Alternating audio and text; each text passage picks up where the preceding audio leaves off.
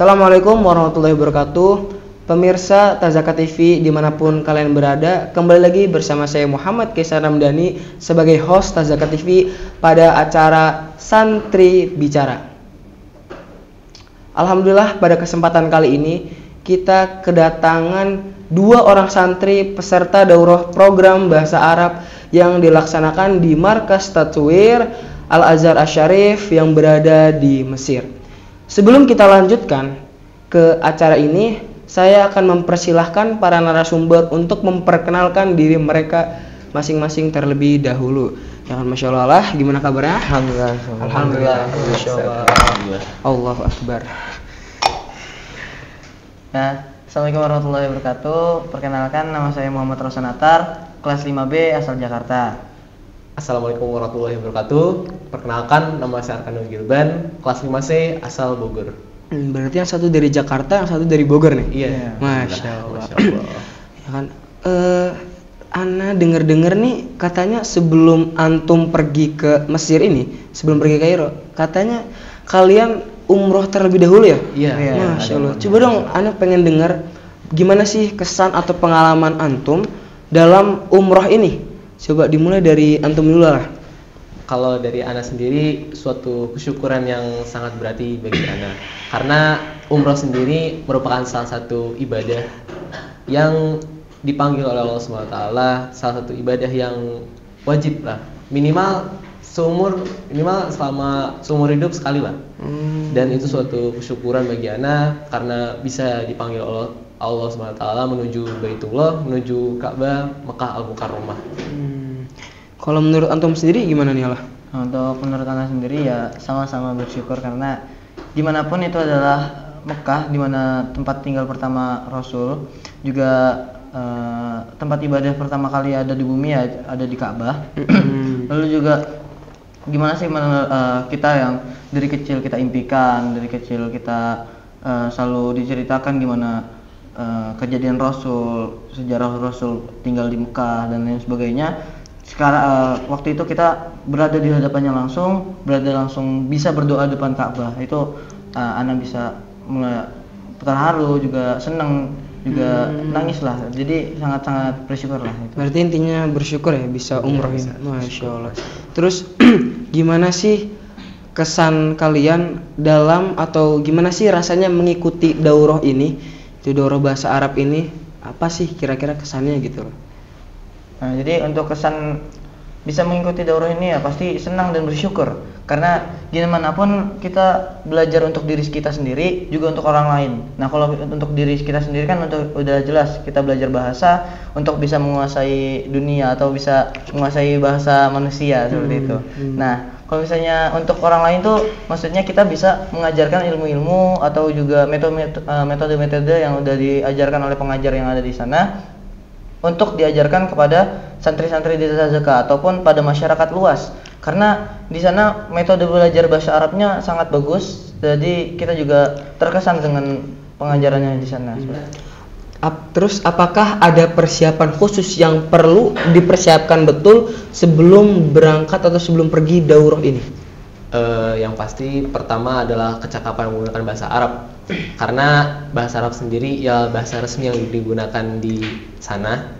Jadi sebisa mungkin kita harus menggunakan bahasa Arab yang sudah diajarkan oleh pondok dan kita terapkan dan kita obrolkan, kita omongkan di sana. Terus yang kedua ialah persiapan mental dan fisik. Mental, fisik yang harus sehat lahir dan batin, serta untuk arsip dan dokumen mungkin paspor, visa dan juga buku kuning, dan semua itu adalah kunci serta jalan agar bisa menuju tanah Saudi Arabia ini. Terus kira-kira apa aja sih materi yang kalian dapatkan ketika kalian belajar di Markas Tatwir ini? Kira-kira apa aja tuh? Nah, untuk materinya yang pasti pertama bahasa Arab. Dan di sana bahasa Arab adalah pembelajarannya tentang gimana kita memakai bahasa Arab yang benar, tata bahasa yang benar dan lain sebagainya. Itu kita diajarkan di sana. Lalu juga seperti ada kosakata baru diajarkan seperti itu. Lalu juga di samping itu kita juga mendapatkan pembelajaran tahsinul qiraah atau perbaikan bacaan Al-Qur'an yang dilaksanakan di Masjid Al-Azhar yang langsung diajarin sama salah satu imam yang ada di Masjid Al-Azhar itu. Nah, Terus kira-kira ada nggak sih metode baru yang kalian dapatkan dalam pembelajaran atau cara mengajar bahasa Arab yang baru ketika kalian belajar di atau selama daurah ini? Kalau untuk metode sendiri sebenarnya metode ini tuh unik. Kalau dibilang unik. Dan metode ini mungkin sangat mengasihkan untuk santri Pondok Modern Tazaka. Terlebih metode ini juga mengasah pemahaman santri terhadap bahasa Arab serta mengasah logika mereka untuk paham dan mengerti apa yang dijelaskan oleh pengajarnya atau pembimbingnya itu. Semisal ketika kita belajar di kelas, kita dijelaskan menggunakan bahasa Arab. Lalu ketika ada kosakata yang kita tidak mengerti, lalu dijelaskan oleh bahasa Arab, yang itu membuat kita seperti kayak ini apa sih artinya, dan gurunya, pembimbingnya itu menjelaskan dengan bahasa yang paling dasar sampai kita mengerti, oh ini ya maksudnya, oh ini ya artinya. Jadi itu salah satu metode yang menurut saya unik dan bisa kita terapkan untuk santri-santri Pondok Modern Tazaka ini. Terus juga tadi sepertinya dikatakan bahwasannya antum ini belajar langsung atau belajar tahsin langsung di Masjid Al-Azhar yang diajarkan langsung oleh pengajar yang berada di Masjid Al-Azhar tersebut. Iya, betul, Terus pengalamannya itu seperti apa sih? Apakah ada tantangan terberat yang antum dapatkan ketika antum belajar langsung di situ?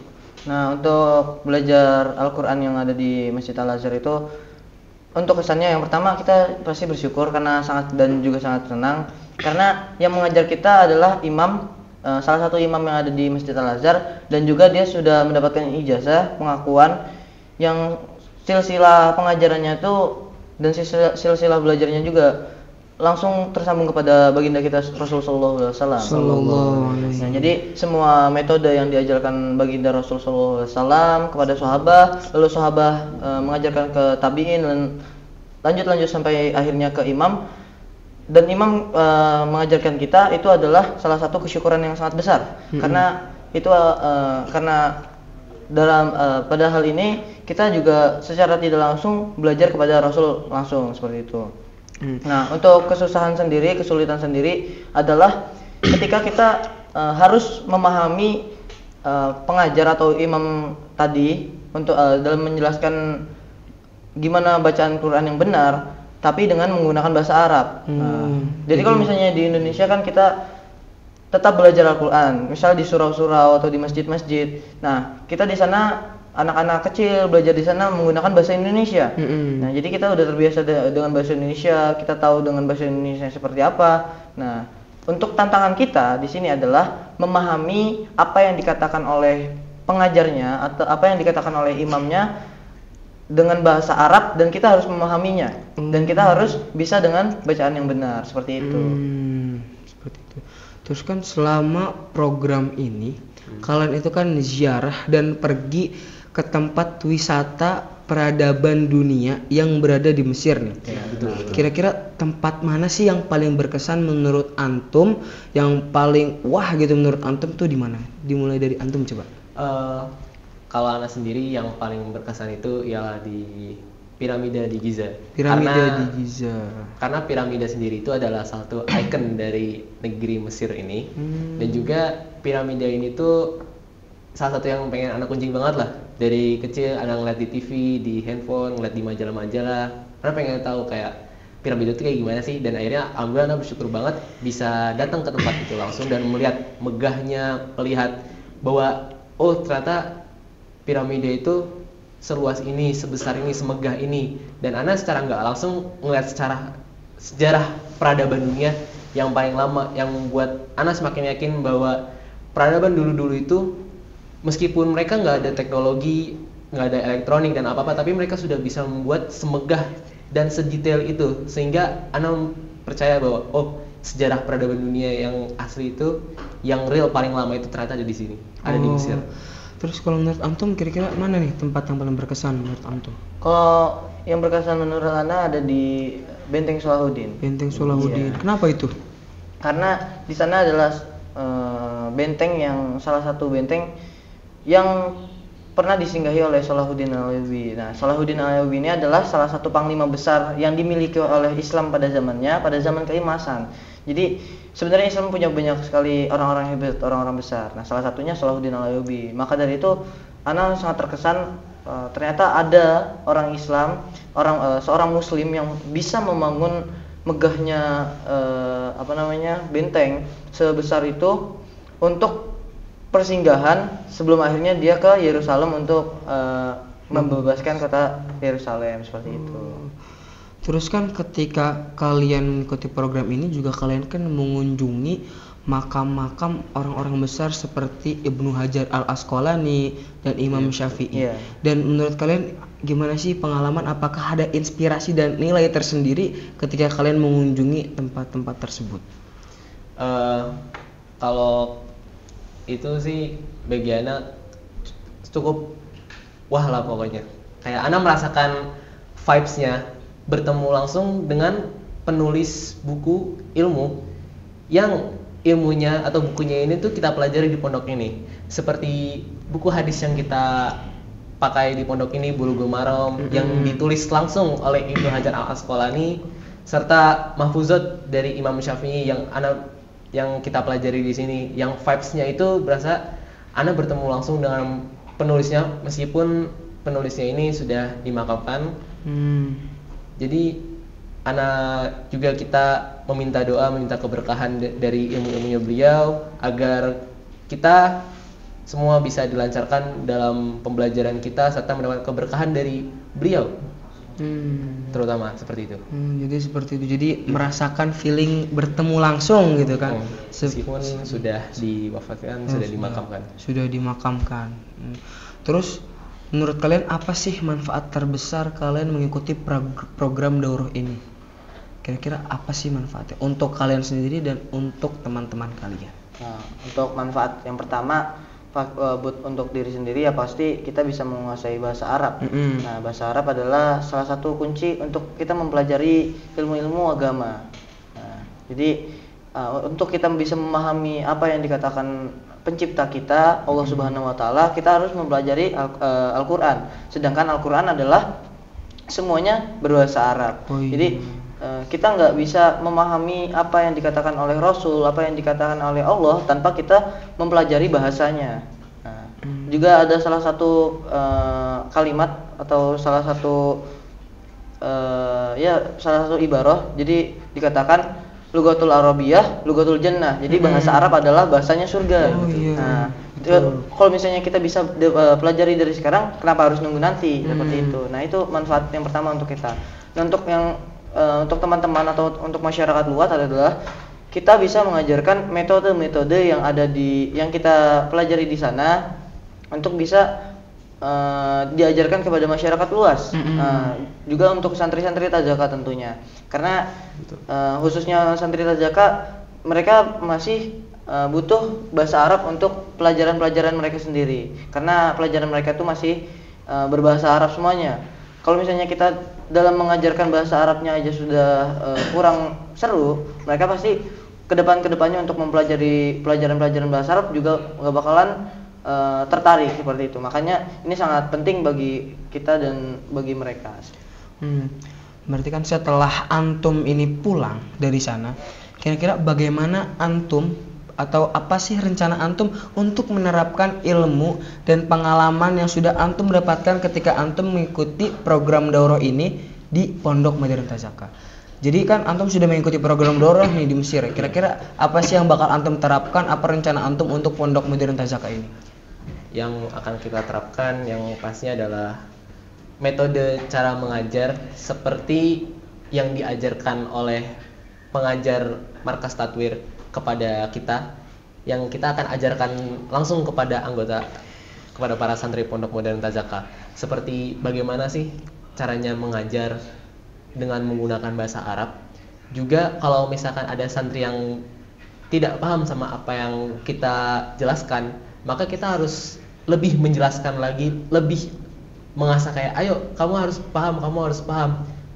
Dan ini juga salah satu metode yang mengasah logika, mengasah pemahaman santri menggunakan bahasa Arab. Dan mereka ditantang harus paham sama apa yang kita omongkan, apa yang kita jelaskan. Jadi metode ini yang insya Allah akan kita terapkan, yang akan kita ajarkan kepada santri-santri Pondok Modern Tazaka.